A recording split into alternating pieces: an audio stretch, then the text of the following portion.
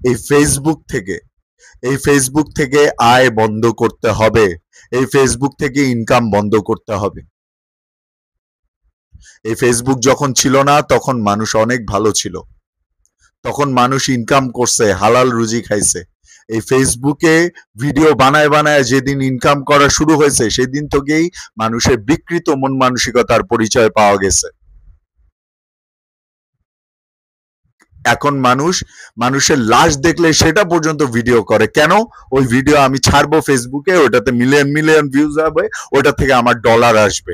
এর থেকে বিকৃত, এর থেকে কুলাঙ্গার, এর থেকে শয়তানি মস্তিষ্ক আর কিছু হইতে পারে? আমি আজকে বলতেছি ফেসবুক থেকে আয় ইনকাম এটা বন্ধ করতে হবে, অন্তত বাংলাদেশের কনটেক্সটে করতেই হবে। যারা আমার সাথে আছেন তারা এটার পক্ষে আওয়াজ তোলেন, সোচ্চার হন। অনেক কন্টেন্ট ক্রিয়েটারদের এটা শুনে পাছা জ্বলা যাবে, অনেক কন্টেন্ট ক্রিয়েটাররা, কারণ ওরা এই টাকাই চলে, এই টাকাই আপনারা এই ভাইরাল বস্তি মার্কা সব সেলিব্রিটি বানান। ওদের নাম আমি আর উচ্চারণ করে আমার মুখ গান্দা করতে চাই না। নাহলে এই দেশে সাদি মোহাম্মদের মতন গুণী শিল্পীরা কেন আত্মহত্যা করে, এটা নিয়ে আরো কথা বলছি। আর ভাইরাল বস্তি টিকটকাররা কেমনে সেলিব্রিটি হয়? এইটার কারণে হয়, এই ফেসবুকের ইনকাম দিয়ে হয়। এই ইনকাম বন্ধ করেন, ফেসবুকের কন্টেন্ট মনিটাইজেশন বন্ধ করেন। আমি নিজেও একজন ভিডিও মেকার, কন্টেন্ট ক্রিয়েটার হিসেবে বলতেছি, আমার 1 পয়সার দরকার নেই। আমি ভিডিও বানাবো, আমার মনের শান্তির জন্য আমি বানাবো, আমি আমার দেশের জন্য আমি কথা বলবো। এটার জন্য আমার কোনো টাকা পয়সা, কোনো ইনকামের দরকার নাই।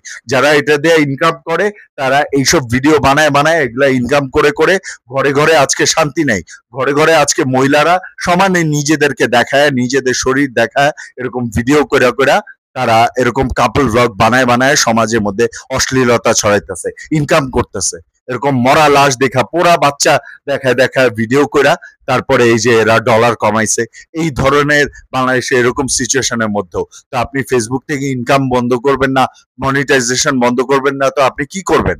আর একটা কথা বলতে চাই যে তোরা মনে রাখবি, তোরা যারা এরকম মানুষের দুর্দশায়, মানুষের বিপদে এরকম সাহায্য তো করছি না, এরকম ডলার কামানোর জন্য দাঁড়ায় দাঁড়ায় এরপর থেকে ভিডিও করবি, তারা হচ্ছিস তোরা জারজ, তোরা জারজ।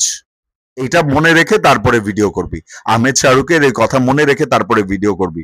ছেলে মেয়ে নির্বিশেষে বলতেছে কিন্তু, ঠিক আছে?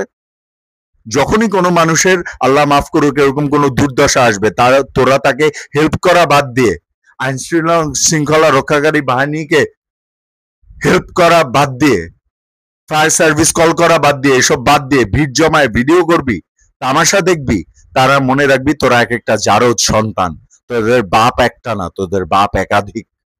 এই দুইটা কথা মনে রেখে তারপরে তোরা ভিডিও কর, কোনো সমস্যা নেই। তোরা জারজ, তোদের বাপ একাধিক, এটা মনে রেখে তারপরে ভিডিও করবি, ঠিক আছে? নাইলে স্মার্টফোন পকেটের মধ্যে ঢুকায় প্রতিবাদ করবি, সেই জায়গায় হেল্প করবি। যদি মানুষের বাচ্চা হস, যদি মুসলমানের বাচ্চা হস, মানুষের বাচ্চা হস, স্মার্টফোন পকেটে ঢুকায় হেল্প করবি, নাইলে ওই জায়গা থেকে নীরবে চলে যাবি।